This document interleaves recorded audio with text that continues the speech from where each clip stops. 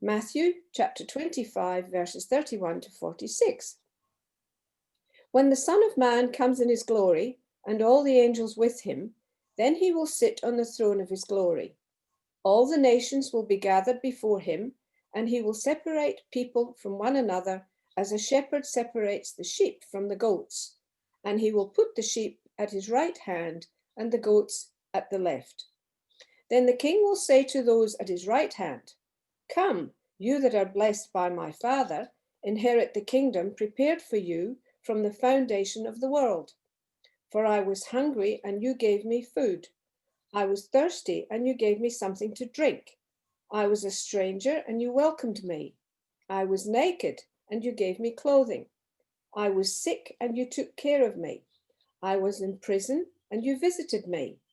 Then the righteous will answer him, "Lord, when was it that we saw you hungry and gave you food, or thirsty and gave you something to drink? And when was it that we saw you a stranger and welcomed you, or naked and gave you clothing? And when was it that we saw you sick or in prison and visited you?" And the king will answer them, "Truly I tell you, just as you did it to one of the least of these, who are members of my family, you did it to me." Then he will say to those at his left hand, "You that are accursed, depart from me into the eternal fire prepared for the devil and his angels. For I was hungry, and you gave me no food. I was thirsty, and you gave me nothing to drink. I was a stranger, and you did not welcome me. Naked, and you did not give me clothing. Sick and in prison, and you did not visit me." Then they also will answer, "Lord, when was it that we saw you hungry or thirsty, or a stranger, or naked, or sick, or in prison, and did not take care of you?" Then he will answer them, "Truly I tell you, just as you did not do it to one of the least of these, you did not do it to me. And these will go away into eternal punishment, but the righteous into eternal life."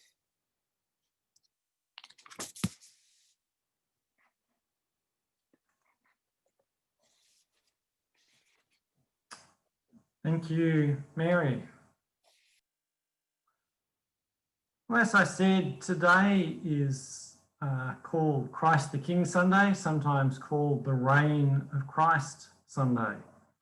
And it's the culmination of the church calendar, which begins, of course, in Advent each year with the promise of the birth of Jesus. We then move to Christmas, where we celebrate the actual birth of Jesus. We move quickly on to Jesus' baptism and the early part of his ministry. Before, in Lent, we track through Jesus' final journey to Jerusalem and his death and his resurrection. And then there's a long season after Easter that's called Common Time, where we reflect on the teaching of Jesus and what it means to live as followers of Jesus in our daily lives. And finally, we come to this Sunday, which is celebrating the reign of Christ.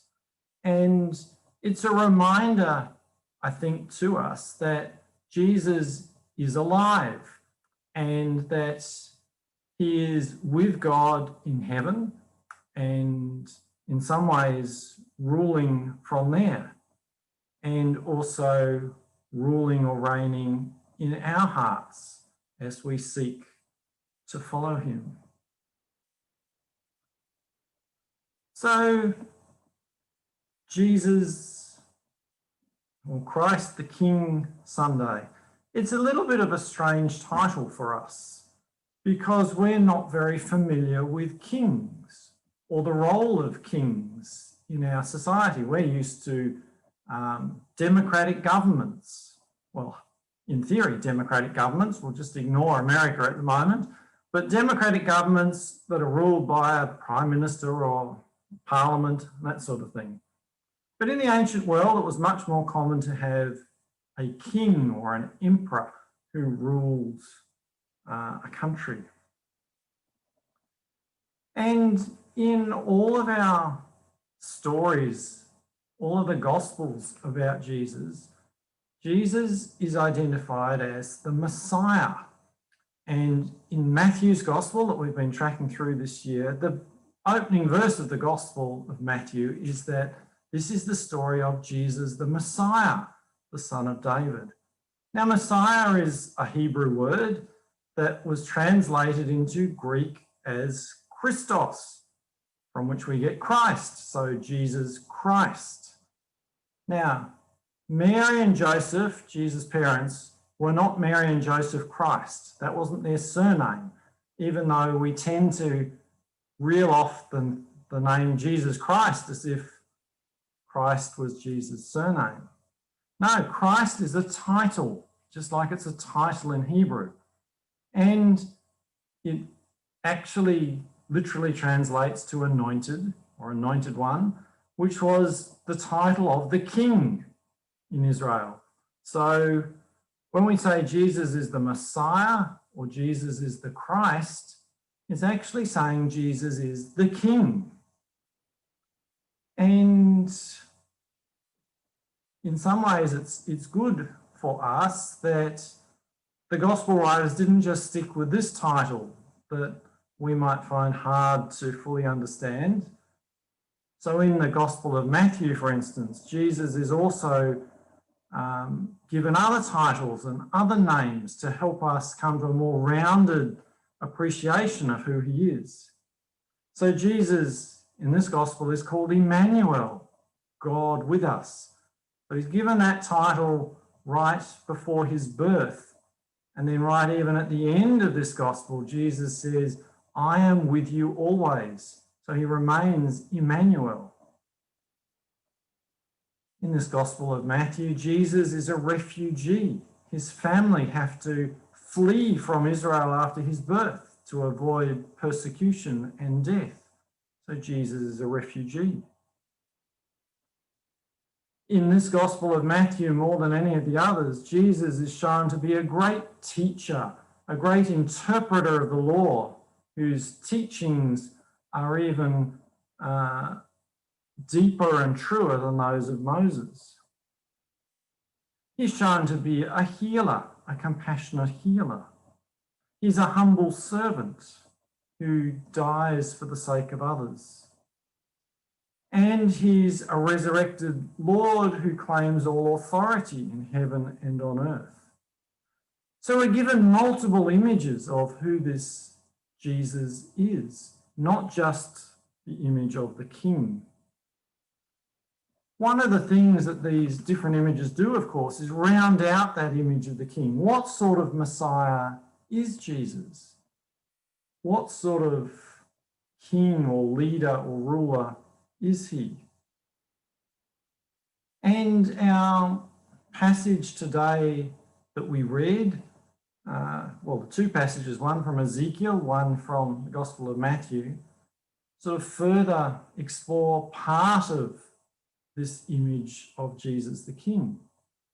In the Ezekiel passage, God is speaking that his role is as a shepherd and points to the coming one, David, Jesus, who will also be a shepherd. So there's another image for what it means to be a ruler, a shepherd who cares for the people, who cares for the sheep. But one of the roles of a king in the ancient world was to act as a judge. And in the passage from Matthew, Jesus comes as this Son of Man figure, which is yet again another image from the Old Testament, this time from the book of Daniel. And he comes to be a judge of the people. This image is later picked up in Revelation, of course, where Jesus is again a judge. And his role as judge is to discern between people, to make kind of judgments between people. And it says that people from all the nations of the world are gathered before him, and he goes through some sort of discerning process to separate them from one another. And it's compared to a shepherd separating sheep from goats, which like in the image I've put in the notes this week, were often mixed together in Middle Eastern flocks, and they're very hard to pick apart. They look almost the same. And this discernment is interesting. It's done on a certain basis using certain criteria. And those criteria are whether these sheep, these people, have cared for the needy people around them, the hungry, the sick, the naked, the prisoners, and so forth. And as the story unfolds, both groups of people say, well, Jesus, if we'd known it was you, we would have rolled out the red carpet for you. Of course we would have cared for you. Of course we would have served you. Of course we would have given you food and drink and taken care of you. So in that way, they're alike. But neither group discerned the face of a king in the poor and needy around them. And perhaps we struggle with that too. Perhaps we don't see the face of Jesus or the face of God in the poor and needy around us. But the one difference between the groups of people was that one of the groups of people, despite not seeing God, helped anyway. They reached out with kindness and compassion, and they did these little acts of love, these little acts of mercy to the needy people around them. And that's what they're commended on. So we might object to this judgment. We might say, well, that's hardly fair. That's not a way to judge between people. And in the style of Matthew, the judgment's very black and white. And there's everlasting reward or everlasting punishment. And we might think again, well, that's not terribly just, but we have to remember we're not the ones making the judgment, and Matthew's trying to make a point here. Jesus is trying to make a point here. And one of the points that is being made in the basic, I guess, lesson from this parable is about faith and how we live our faith. And in Israel, in the church, for centuries and millennia, people have argued and debated, what is the most important? Is our faith and our beliefs the most important thing? Or is it our actions, how we live our lives, the most important thing? And sometimes people have been tempted to choose one over the other. But I think they're more like opposite sides of the same coin. They actually belong together. So it isn't a matter of choosing one or the other. But Matthew is very Jewish in his outlook. And in this way, he's similar to the writer of the letter of James, the brother of Jesus, who is also very Jewish in his outlook. And both Matthew and James assume that people will have faith, that they will believe in God, but that the faith they have needs to be put into action. It needs to be lived out, or it's kind of useless. And that's what this parable, I think, is trying to show, that it's no good claiming to have faith and then not helping those around you. And you may recall from a few weeks ago, we looked at the passage where Jesus is asked, what is the most important commandment in all of the Jewish law? And he replies that, well, the most important commandment, of course, is to love God with all your heart, soul, mind, and strength. But there's a second commandment, which is to love your neighbour as yourself. And Jesus puts these two together. And in this particular passage we're looking at today, it's the love of neighbour that's really in focus. How are we loving those who live around us? So is this the only word that Matthew brings? Well, no, it's not the only word, not the only message. Is it the final word? No, it's not even the final word, but it is an important word and an important reminder that we need to hold those two commandments together, the love God and the love our neighbour. They belong together as one.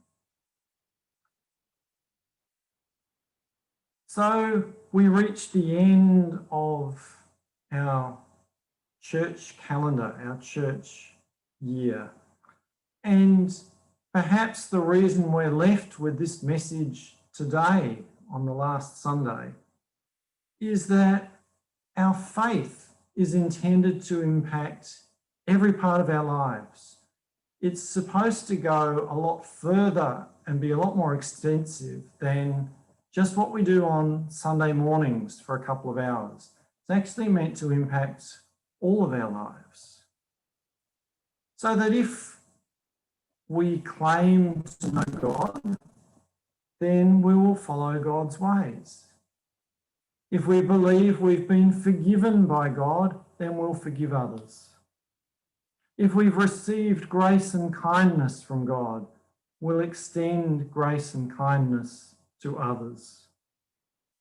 If we know God's peace in our hearts, we'll strive to be peacemakers in the world, so that we'll reflect God's character and God's ways in how we live each and every day. And that is the way that Christ will reign in our hearts and then through us out into the world. Amen.